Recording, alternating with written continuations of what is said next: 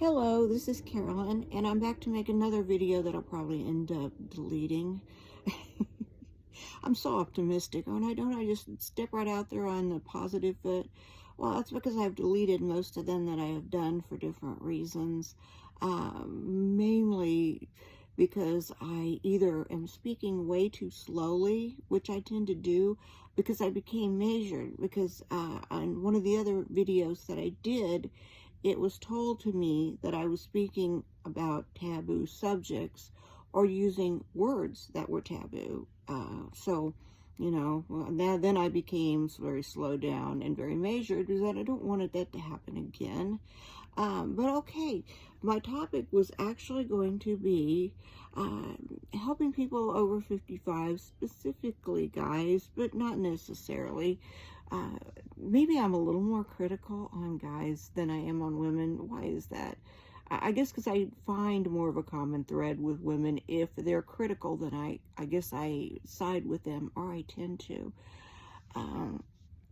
Okay. Men, what would I say for you to do? Maybe go for 7 dates without talking about sex. Okay, this is if you really wanted to find a special woman, the one that is going to be with you and stay with you and care about you. And it is when you're done with all the chasing and the crazy stuff. Try not to emphasize that. In many ways, guys just go, that is their go-to topic. They cannot seem to pull themselves away from that. But maybe if you could go 7 dates. Okay, if you can't go 7 dates, can you go 7 days without talking about it? 7 different instances that you speak to a woman that you might be potentially interested in a serious relationship, and you might be afraid that you're wasting her time because you are thinking in the back of your mind, if this woman is not still interested in sex, and that's like saying that we're over 55, you're probably going to think, I need to tell her that I haven't given up on that. Well, there's a fair number of women that are going to tell you that they absolutely abstain, even if they don't. And it is because if you talk too much about that topic, they're going to feel overwhelmed.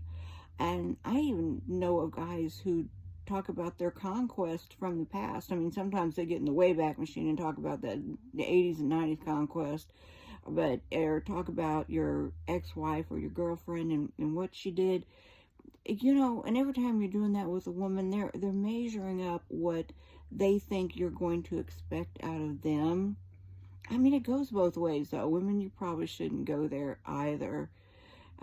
Maybe you go easier, but that's usually my biggest critique of men, is that they're way too sexualized.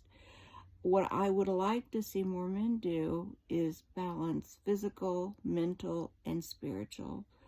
The mental, that is not as difficult as you think it is. And when I have said that in the past, guys have said, hey, look, I don't have any degrees. And even if you do have a degree, and I'm quite proud of you, because it takes some stick-to-itiveness to get through a degree program.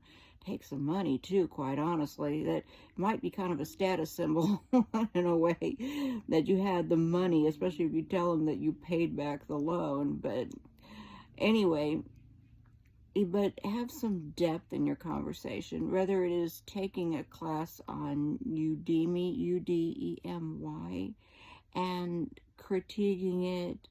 Not any 50 Shades of Grey movie, but talk about a movie with some depth. Talk about, if you read books, talk about a book that you have read. It's showing your mental capacity, and you're willing to learn new things and do new things without saying, I got a degree in this and I got a degree in that.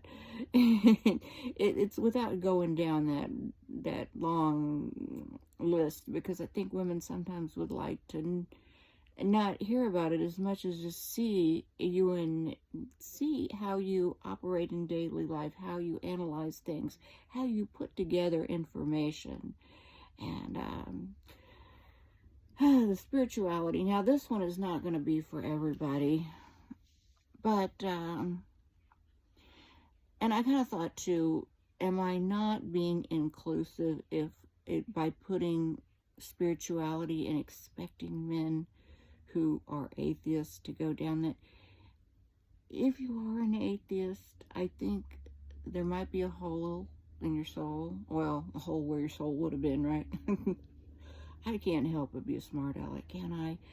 But I think maybe you're hurt or something, and that's perfectly understandable. We live in a very cold world where some undeserved things happen to very good people. But if you are spiritual, find a warm quote from the Bible. Find something that you can share that shows you have some spirituality.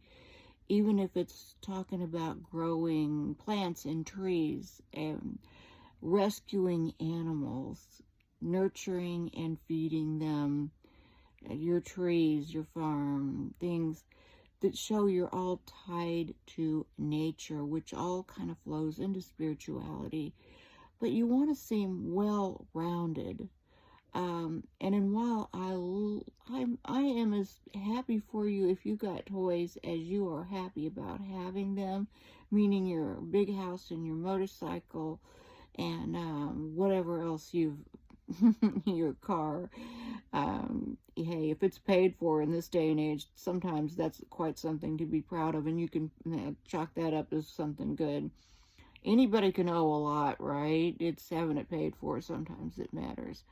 But guys who show a lot of material possessions, they have no problem cultivating a long list of people who want to be their friend, whether it's to borrow money or be their sugar baby or whatever.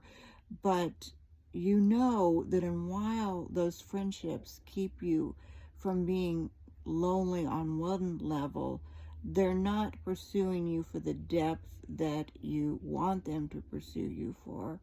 So also, if you're making a dating profile, maybe don't have quite as many toys out there and flaunting wealth, or I don't know. I mean, did I mention the hobo thing? I have also found this.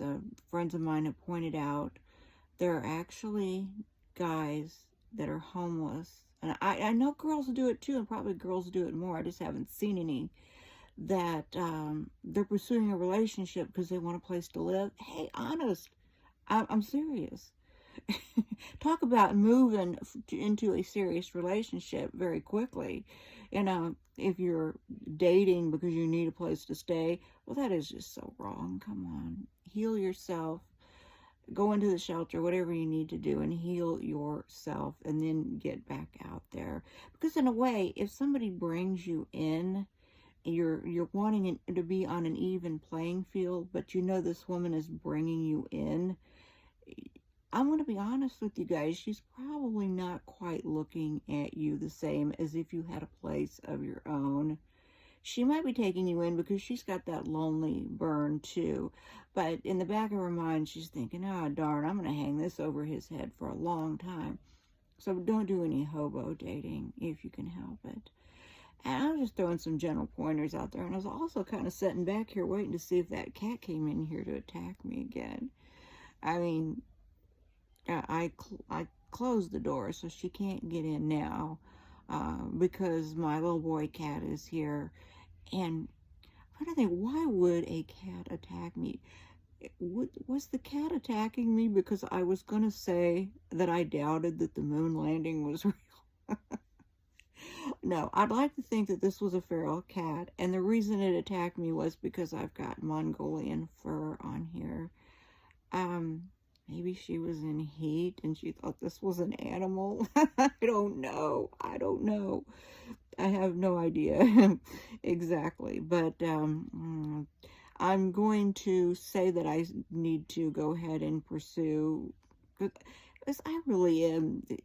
I am not doing this to criticize people that are brave enough to go out into the dating arena. I wouldn't.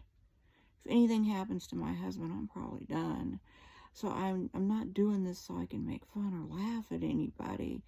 But I notice certain things, and everybody deserves some happiness. I don't believe anybody's intended to be an island.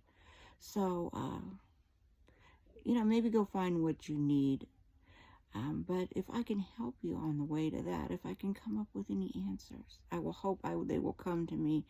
And the answer won't be a stray cat ripping my arms up and making me look like I'm some crack addict shooting up or something because I got these veins ripped open on my arms. Hopefully that's not what I'm going to see. But anyway, thank you so much for listening, and pretty soon the Chiefs game is going to be on. The Super Bowl, huh? Well, I think the Chiefs are going to win.